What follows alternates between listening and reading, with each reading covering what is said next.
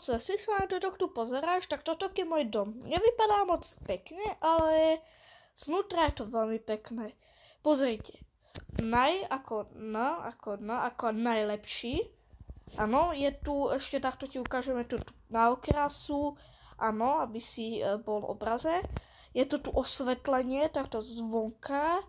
Je tu pekná príroda, aj rieka je tam, je tu pekné kvetinky, strom, a hen tam hora pekná.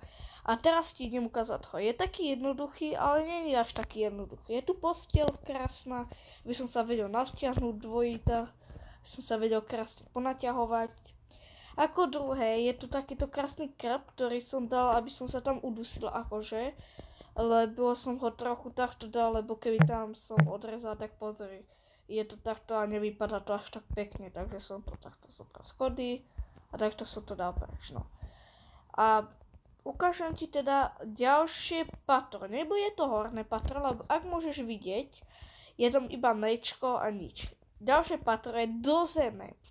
Do zeme, áno, tu je kuchyňa, nič v chladničke není, ale je tu takto tu stôl, neviem prečo, ale proste je tu linka, tu nič tiež není, lebo sa mi nechcelo brať veľa žradla tam do chladničky, vieš.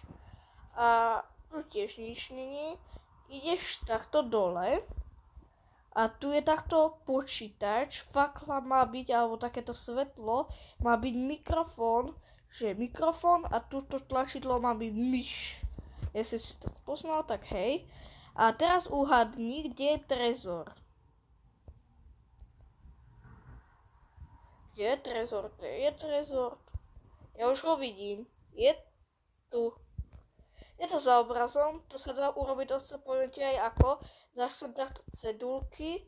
Sem niečo napíšeš, netreba ani písať. Proste čisté cedulky tam dáš. A dáš tam, takto klikneš na obraz.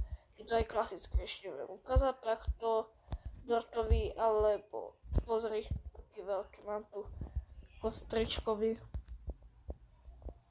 Normálne ideš a bum, asi môj trezore.